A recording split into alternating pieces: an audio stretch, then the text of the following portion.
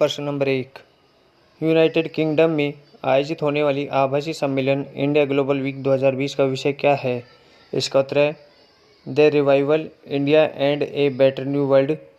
United kingdom में India global week 2020 नामक 3 दिवसीय आभासी सम्मेलन आयोजित किया जा रहा है।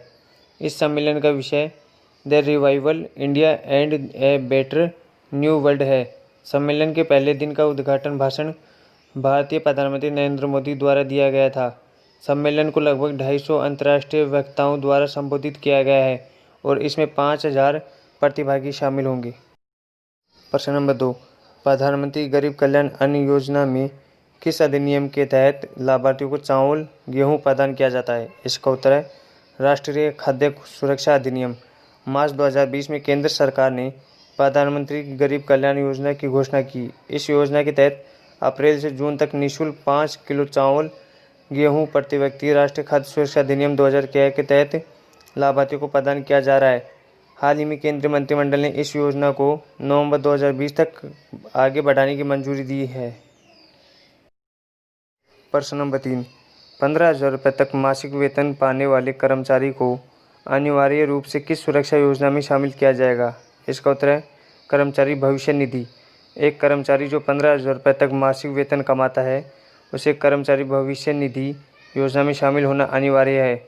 केंद्रीय मंत्रिमंडल ने ईपीएफ योगदान को 24% यानी 12% के कर्मचारियों के हिस्से और 12% के नियोक्ता के अंशदान को अगस्त 2020 तक के लिए 3 महीने के लिए मंजूरी दे दी है। आत्मनिर्भर योजना के तहत सरकार पहले 24% योगदान करने का प्रस्ताव दिया था। इस पर सरकार 4680 करोड़ रुपये खर्च करेगी। प्रश्न नंबर 4।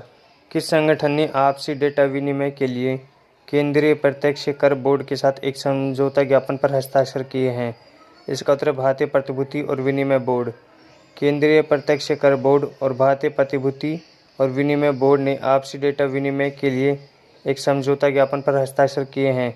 दोनों संगठन अपने अपने डेटाबेस में उपलब्ध आवश्यक जानकारी को स्वचालित और नियमित आधार पर साझा करेंगे। इसके अलावा एक डाटा एक्सचेंज संचालन समूह का गठन किया गया है जो डेटा विनिमय स्थिति की समीक्षा करेगा। प्रश्न नंबर 5। भारत और अमेरिका के बीच व्यापार साझेदारी को बढ़ावा देने के लिए किस ट्रेड एसोसिएशन ने न्यू जर्सी में एक प्लेटफॉर्म शुरू किया है? इसका उत्तर है नेस्कॉम।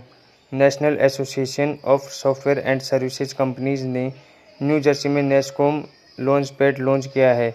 यह मंच भारत और अमेरिका के बीच सीमा पर व्यापार और दोनों क्षेत्रों के बीच प्रौद्योगिकी आधारित प्रत्यक्ष विदेशी निवेश को बढ़ावा देगा। नेस्कॉम की सदस्य कंपनियों को हाथों हाथ प्रशिक्षण, साइट चयन में सहायता, सरकारी नियम और कर योजना सहायता में सुविधा मिलेगी।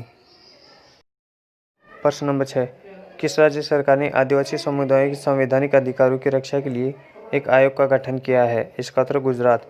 गुजरात सरकार ने हाल ही में गिर, बर्दा और आले जंगलों के क्षेत्रों में रहने वाले 3 आदिवासी समुदायों के बीच लाभार्थियों को तय करने के लिए 5 सदस्यीय आयोग का गठन किया है। आयोग में एक सेवानिवृत्त उच्च न्यायालय के न्यायाधीश, 2 सेवानिवृत्त जिला न्यायालय के न्यायाधीश, 1 सेवानिवृत्त वन विभाग के अधिकारी और 1 सेवानिवृत्त अधिकारी कलेक्टर शामिल होंगे। इसका उद्देश्य गलत व्यक्तियों को आदिवासी लोगों का लाभ लेने से रोकना और उनके अधिकारों की रक्षा करना है। प्रश्न नंबर 7। संयुक्त राष्ट्र मानवाधिकार परिषद में कौन सा एशियाई देश 2021 और 23 के दौरान एक और कार्यकाल के लिए चुनाव लड़ेगा?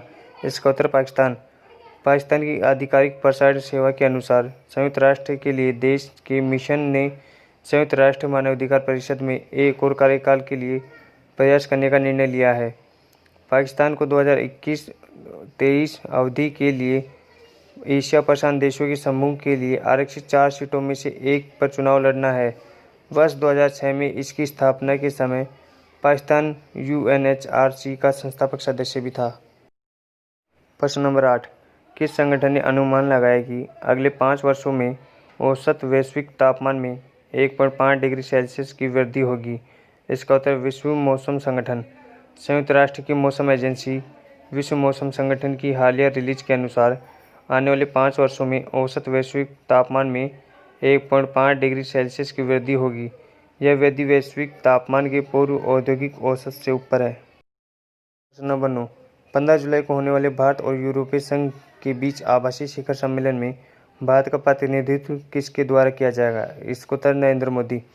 भारत और यूरोपीय संघ के बीच 15वीं शिखर बैठक 15 जुलाई को वीडियो कॉन्फ्रेंसिंग के जरिए आयोजित की जाएगी। प्रधानमंत्री नरेंद्र मोदी इस बैठक में भारत का प्रतिनिधित्व करेंगे। यूरोपीय परिषद के अध्यक्ष चार्ल्स मिशेल और यूरोपीय आयोग की अध्यक्ष उर्सुला वॉन डेर लेयन यूरोपीय संघ का प्रतिनिधित्व करेंगे। यह शिखर सम्मेलन मार्च में होने वाला था और भारतीय प्रधानमंत्री यूरोपीय संघ की राजधानी ब्रसेल्स का दौरा करने वाले थे। प्रश्न नंबर 10, किस भारतीय कंपनी ने अपने नए ईंधन, खुदरा और गतिशीलता संयुक्त उद्यम को शुरू करने के लिए यूनाइटेड किंगडम स्थित तेल कंपनी बीपी के साथ समझौता किया है? इसका उत्तर रिलायंस इंडस्ट्रीज। रिलायंस इंडस्ट्रीज और यूके में स्थित तेल कंपनी बीपी अपने नए ईंधन, खुदरा और गतिशीलता संयुक्त उद्यम को शुरू करने जा रहे हैं। दोनों कंपनियों द्वारा जारी संयुक्त बयान के अनुसार नई लॉन्च की गई संयुक्त उद्यम कंपनी का नाम रिलायंस बीपी मोबिलिटी है। इसके अलावा JVRIL ईंधन रिटेल आउटलेट्स को जियो बीपी पर रीब्रांड करना शुरू कर देगा। नई कंपनी का लक्ष्य इलेक्ट्रिक वाहन चार्जिंग की सुविधा प्रदान करना है।